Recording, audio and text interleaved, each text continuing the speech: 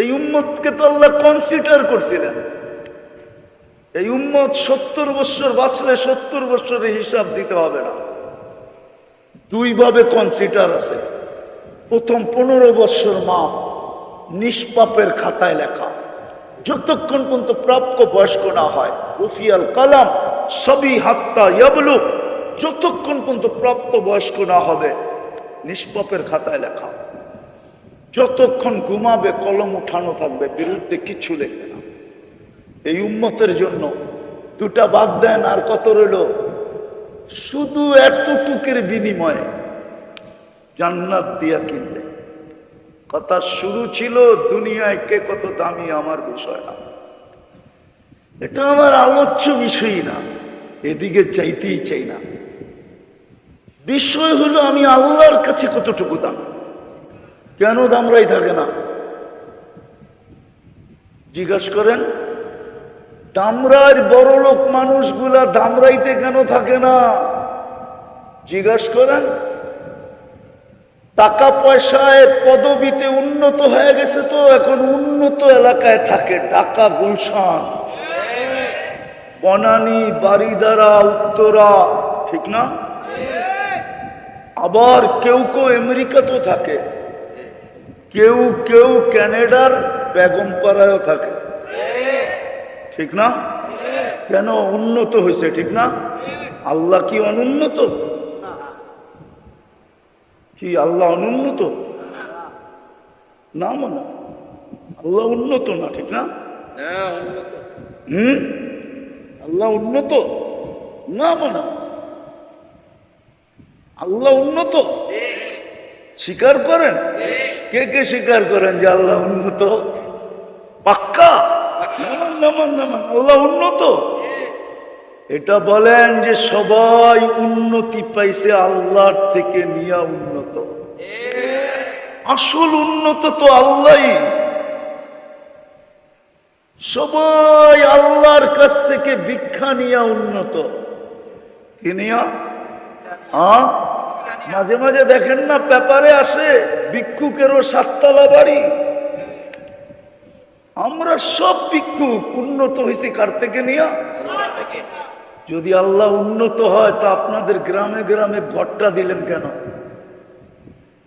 দুনিয়ার মানুষ তো উন্নত হইলে উন্নত সোসাইটিতে চলে যায়, উন্নত দেশে চলে যায়, উন্নত এরিয়ায় চলে যায়, উন্নত স্কুলে ছেলে পেলেদেরকে পড়ায়, উন্নত মানের খাওয়া দাওয়া, উন্নত মানের পোশাক, উন্নত মানের গাড়ি সারি।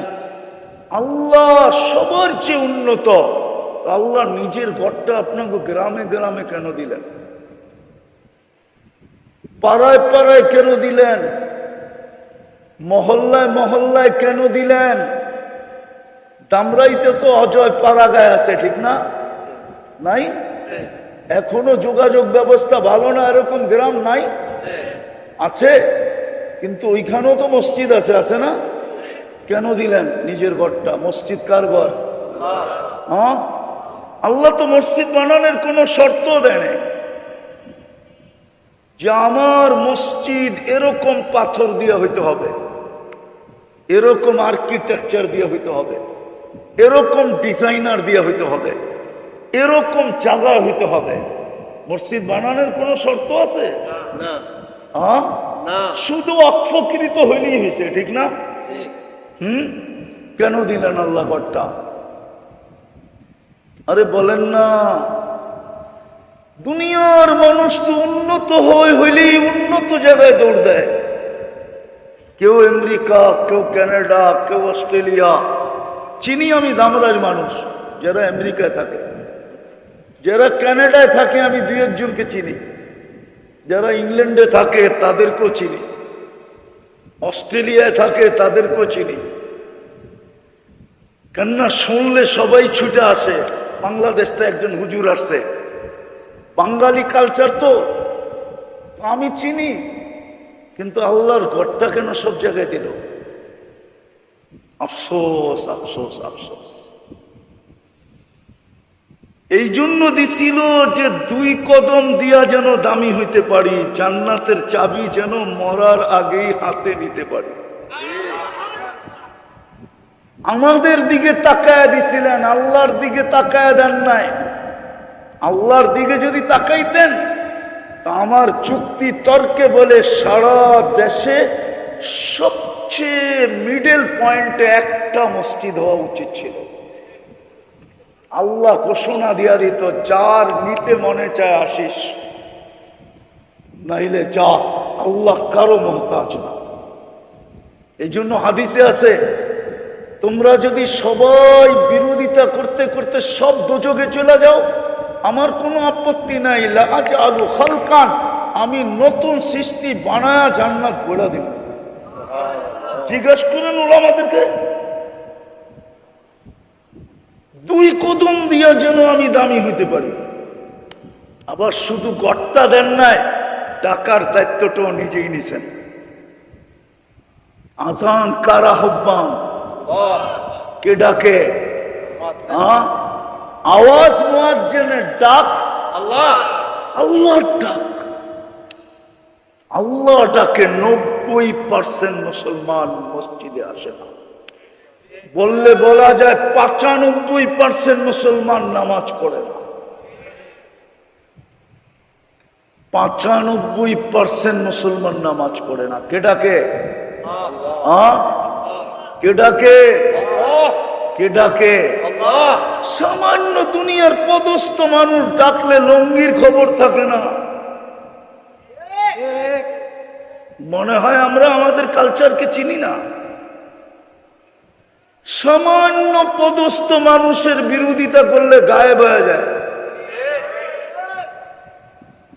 24 ঘন্টা বুক করেন কাঠটা, কাঠটা বুক করেন। হায় দামরার মানুষ, যদি পানির দামে যদি অক্সিজেন কিনতে হতো না, অক্সিজেন, দামরাইতে একটা কুরের ঘর হতো না। কুরের ঘর বাংলাদেশই হতো না, দুনিয়াতে একটা কুরের ঘর কারো হতো না। বিশ্বাস হয় না? ডেলি 16,500 টাকা বিল দিতে হতো। 550 লিটার অক্সিজেন নেন ডেলি। আমিও নেই 550 লিটার। 30 টাকা যদি পার লিটার আল্লাহ বিক্রি করতেন, তাইলে ডেলি 16,500 টাকা বিল দিতে হতো। মাসের শেষে 4,95,000 টাকা বিল দিতে হতো। স্বামী স্ত্রী দুইজনেরটা মিলাইয়া দিতে হতো কত? দূর মিয়া, 10,000 কম 10 লক্ষ টাকা বিল দিতে হতো। 4,95,000 একজনের দিতে হতো। 9,50,90,000 টাকা শুধু স্বামী স্ত্রীর বিল দিতে হতো। যুবক, তোমার মা বাবা তোমাকে জন্ম দিত কোত্থেকে? ওনাদের মা বাবা ওনাদেরকে জন্ম দিত কোত্থেকে? দুনিয়ায় মানুষই হইতো না।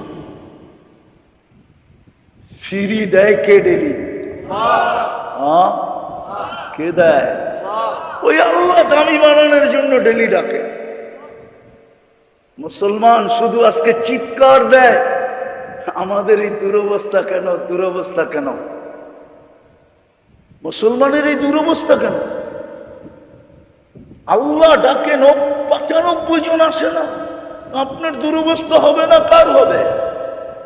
দামরাই তো ফ্যাক্টরির এরিয়া, ঠিক না? শিল্প এরিয়া না? না শিল্প এরিয়া না। মালিক কোন কর্মচারীকে 5 বার ডাকলো আর ও শুনলো আর ভুরুক্ষেপ করলো না, এরকম কোন মালিক আছে দামরাইতে যে তারপরও যত্ন করে জামাই আদর দিয়ে তাকে চাকরিতে রাখবে? ওই মুহূর্তেই তো গার ধাক্কা দিয়ে বাহির করে দিবে। ডেলি 5 বার তো আল্লাহ ডাকে,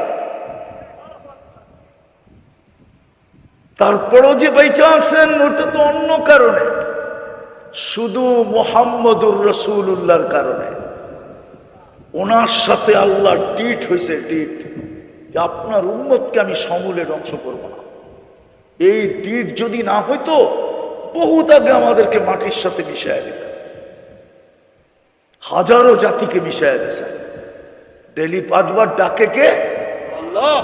হয় শুধু আল্লাহ ডাকলে তো মনকে বুঝাইতে পারতাম, শুধু আল্লাহ তো ডাকে না, রহমান ডাকে, রহিম ডাকে, মালিক ডাকে, কুদ্দুস ডাকে, সালাম ডাকে, মুকমিন ডাকে, মুহাইমিন ডাকে, আজিজ ডাকে, জব্বার ডাকে, মুতাকাব্বিরুল খালিকুল বারিকুল মুসাব্বিরুল গফফারুল কহ্হারুল ওয়াহ্হাবুর রাজ্জাকুল ফাত্তাহুল আলিমুল কাবিদুল বাসিতুল খাফিদুর রাফিউল মুইজ্জুল মুদিল্লুস সামিউল বাসিরুল হাকামুল আদলুল লতীফুল খবীরুল হালিমুল আযীমুল গফুরুশ শাকুরুল আলিকুল কবীরুল হাফিজুল মুকিতুল হাসিবুল জলিলুল করিমুর রকিবুল মুজিবুল ওয়াসি আল হাকিমুল ওয়াদুদুল মজিদুল বাঈতুল শহীদুল হকুল ওয়াকিলুল কবিয়ুল মতিনুল ওয়ালিকুল হামিদুল মুসি আল মুবদি আল মুঈদ আল মুহয়ি আল মুমীত الحي والقيوم الواجد الماجد الواحد الأحد الصمد القادر المقتدر المقدم المؤخر الأول والآخر الظاهر والباطن الوالي المتوالي البر التواب المنتقم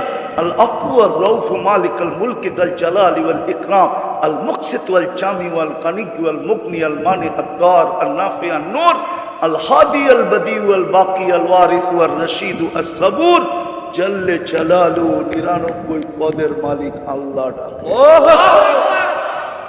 শুধু পদের মালিক না, শ্বাসে শ্বাসে আমরা যার মুহতাজ সে ডাকে।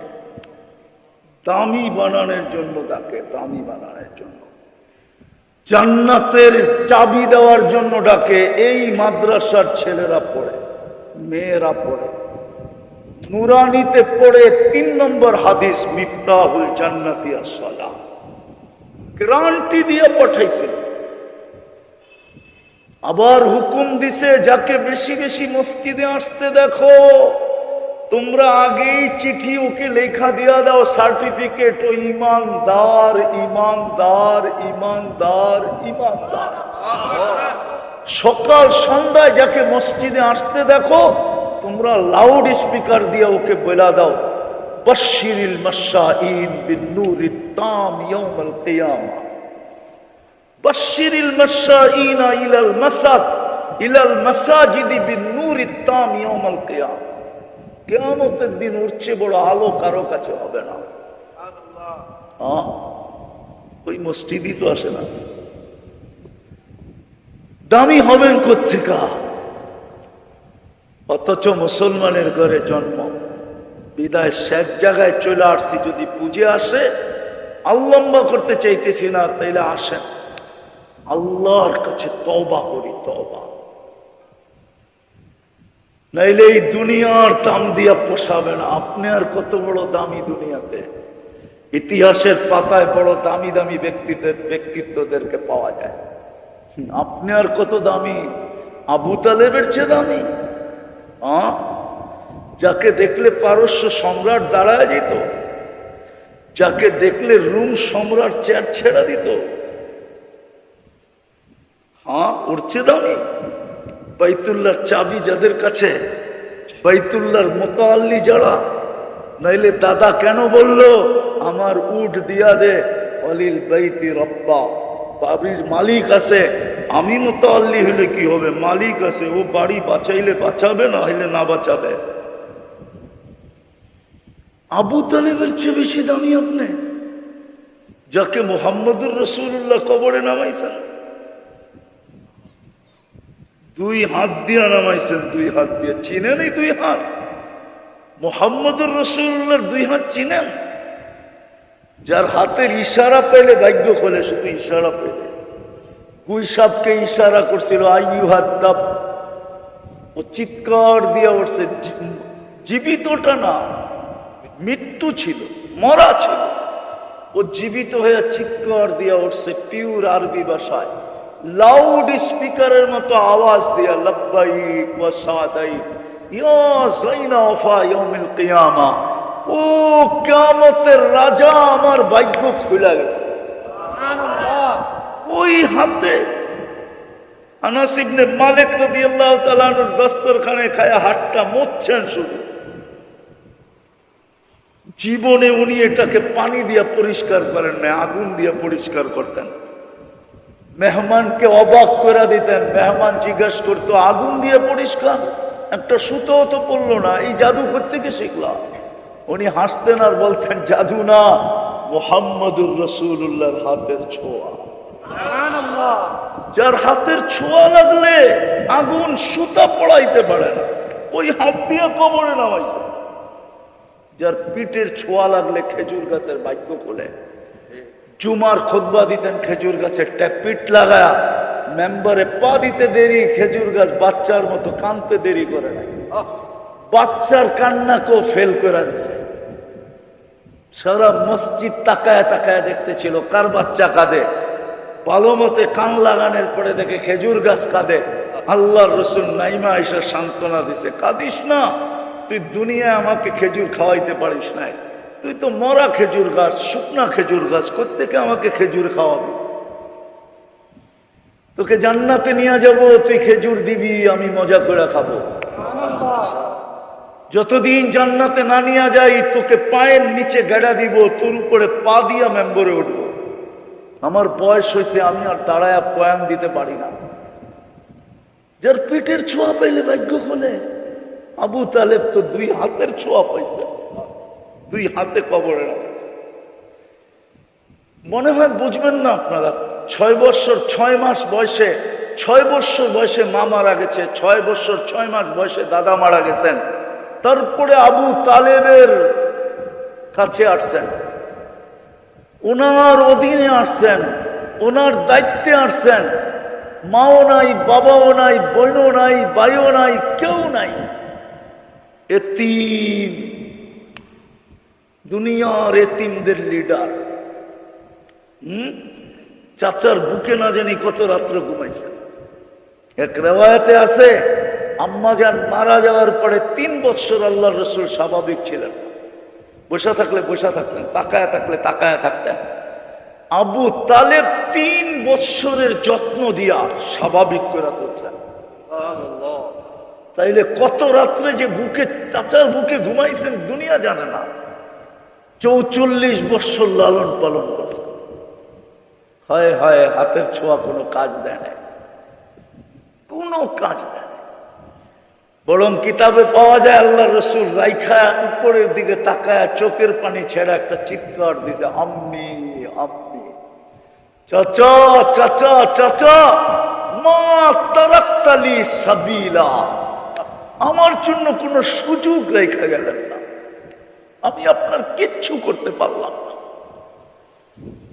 আপনি আমার কোনো কথাই কর্ণপাত করলেন না, কোনো কথাই মানলেন না। আপনি আর চেয়ে বেশি দামি দুনিয়াতে?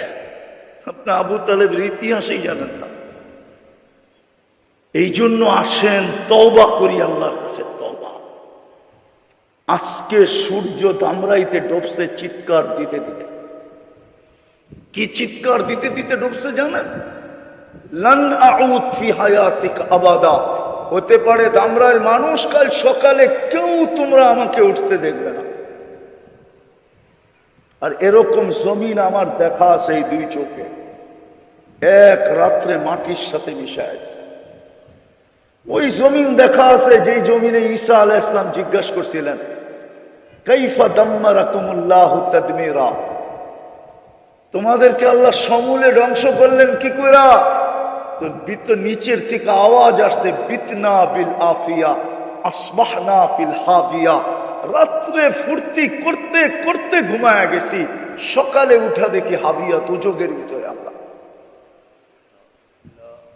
আজকে সূর্য বলতে বলতে ডুবছে, কালকে সকালে যদি উঠতে দেখি আরেকটা স্লোগান দিতে দিতে উঠবে, আনা ইয়াউমুন জাদীদ ফাকতানিম, আমি নতুন দিন তোর জন্য সুবর্ণ সুযোগ মনে কর। চলেন আজকে তওবা করি, করবেন? করবেন? আরে করবেন না কেন? দুনিয়ার মানুষ তো আসামিকে তালাশ করে কাঠগড়ায় দাঁড় করাইতে, ক্রেডিট নিতে, ফাঁসির কাস্টে ঝুলাইতে, হাতকড়ি পড়াইতে, বেড়ি পড়াইতে, আসামি ধরার মাধ্যমে নিজের পারমিশন বাড়াইতে। আল্লাহ তো এখন ডাকতেছে মাফ করার জন্য।